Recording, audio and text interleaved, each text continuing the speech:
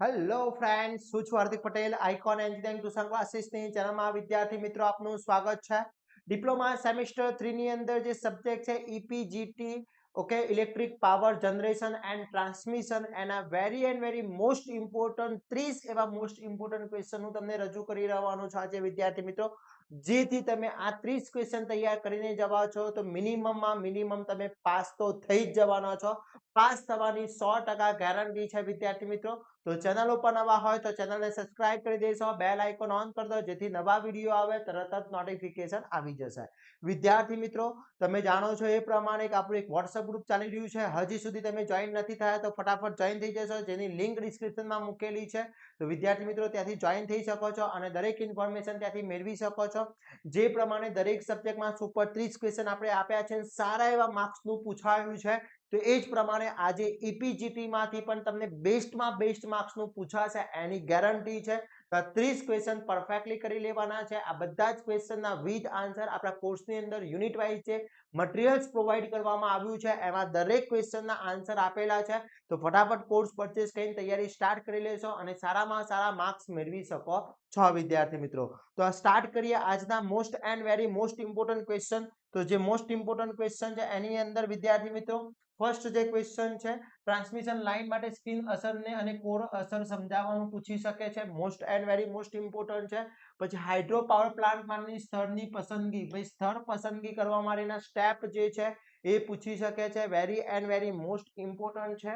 Okay, એના પછીનો જે ક્વેશ્ચન છે, નેક્સ્ટ ક્વેશ્ચન છે એચવીડીસી સિસ્ટમના પ્રકાર લખી અને કોઈ એક સમજાવો. વેરી મોસ્ટ ઇમ્પોર્ટન્ટ છે એચવીડીસી. મોસ્ટ આઈએમપી ક્વેશ્ચન છે. એના પછી ફ્રેડરિક ઇફેક્ટ અને પ્રોક્સિમેટલી ઇફેક્ટ સમજાવવાની છે. પછી લોડ કર્વ શું છે, what is a load curve, તેમાંથી કઈ માહિતી મેળવી શકાય છે. તો લોડ કર્વ એ શું છે, તેમાંથી કઈ માહિતી આપણને મળતી હોય છે એ સમજાવવાનું પૂછી શકે છે. વેરી મોસ્ટ ઇમ્પોર્ટન્ટ છે. પછી સ્ટ્રિંગ એફિશિયન્સી એટલે શું, તેના સુધારવા માટેના મેથડો સમજાવવાનું પૂછી શકે છે. મોસ્ટ આઈએમપી છે. થર્મલ પાવર પ્લાન્ટની સિગ્નલ લાઇન ડાયાગ્રામ દોરી સમજાવવાનું છે. લાઇન ડાયાગ્રામ ખાસ કરી લેજો, મોસ્ટ આઈએમપી છે. 4 અથવા 7 માર્ક્સની line diagram with diagram explanation હશે તો 7 માર્ક્સની અંદર ક્વેશ્ચન પૂછાવાનું ફાઇનલ છે. તો ખાસ કરી લેવાનું છે વિદ્યાર્થી મિત્રો. એના પછી ન્યુક્લિયર પાવર પ્લાન્ટ માટે સ્થળની પસંદગી કઈ છે. ન્યુક્લિયર છે, હાઇડ્રો, થર્મો, એના જે સ્થળ પસંદગીઓ છે એ બધી જ કરી લેવાની છે. Okay, clear. એના પછી વાત કરીએ, આ ટાઈપનો એક્ઝામ્પલ છે એ મોસ્ટ આઈએમપી છે, પૂછી શકે છે. ખાસ કરી લેજો, એક્ઝામ્પલમાં ડેટા ચેન્જીસ થઈ શકે છે પણ એક્ઝામ્પલ પૂછવાની પોસિબિલિટી સૌથી વધારે છે. ઓકે, પછી ટ્રાન્સમિશન લાઇન માટે બંડલ વાહક અને એસસી એસીએસઆર વાહકની વિશેષ સમજાવવાની છે, એટલે એના વાહક વિશે સમજાવવાનું છે. એના પછીના મોસ્ટ આઈએમપી તો બેઝ લોડ અને પીક લોડ વચ્ચેનો તફાવત. Most IMP base load and peak load very most important છે. પછી સર્જલ ટાવર અને ઇલેક્ટ્રિક સ્ટેટિક પ્રોસેસ સમજાવવાનું છે, મોસ્ટ આઈએમપી છે. પછી ગ્રેડ સિસ્ટમ એટલે શું, ગ્રેડ સિસ્ટમ શું છે તેના વિશે સમજાવો. ઇન્ડિકેટર સિસ્ટમનું ફાયદા અને તેની મુશ્કેલીઓ વિશે સમજાવવાનું પૂછી શકે છે, મોસ્ટ આઈએમપી છે. પછી પિન ઇન્સ્યુલેટર અને સસ્પેન્સ ઇન્સ્યુલેટર વચ્ચેનો તફાવત, મોસ્ટ આઈએમપી. તફાવતની જગ્યાએ બંને અલગ અલગ સમજાવવાનું અથવા સેપરેટલી કોઈ એક સમજાવવાનું પણ પૂછી શકે છે. ઓકે, ક્લિયર, ખાસ ધ્યાન રાખશો. એના પછી મીડિયમ ટ્રાન્સમિશન લાઇન માટેની નોમિનલ ટી મેથડ સમજાવવાની છે, મોસ્ટ આઈએમપી છે. ન્યુક્લિયર રિએક્ટર દોરો અને તેના બધા જ એલિમેન્ટનું કાર્ય, most and very most IMP question with figure 7 માર્ક્સની અંદર પૂછાશે. અહીંયા 3, 4 અને 7 માર્ક્સના આવી જાય છે. આ બધા જ ક્વેશ્ચન પરફેક્ટલી કરવાના છે. એક પણ ક્વેશ્ચન વિદ્યાર્થી મિત્રો છોડવાનું નથી, બીકોઝ ઓફ આ ક્વેશ્ચન તમને પાસ કરી દેશે એની ગેરંટી છે. તમારા માર્ક્સ સારા પણ આવી શકે છે, 40 થી 50 માર્ક્સનું પણ કવર થઈ શકે છે, પણ હું તમને અહીંયાથી ગેરંટી પાસ થવાની આપું છું. ઓકે, એના પછી ન્યુક્લિયર લિબેસ્ટ અને તેમાંથી નિકાલ કરવાની વિશે સમજાવવાનું પૂછી શકે છે, મોસ્ટ આઈએમપી. પછી ઓવરહેડ લાઇન અને અંડરગ્રાઉન્ડ લાઇન વચ્ચેનો તફાવત કયો છે એ મોસ્ટ આઈએમપી છે. પછી સેગને અસર કરતા પરિબળો વિશે સમજાવો અને એક સરખા સપોર્ટ માટેનું સેગનું સમીકરણ સમજાવવાનું પૂછી શકે છે. તો most and very most important છે વિદ્યાર્થી મિત્રો. આ બધા જ ક્વેશ્ચન ખાસ કરી લેવાના છે.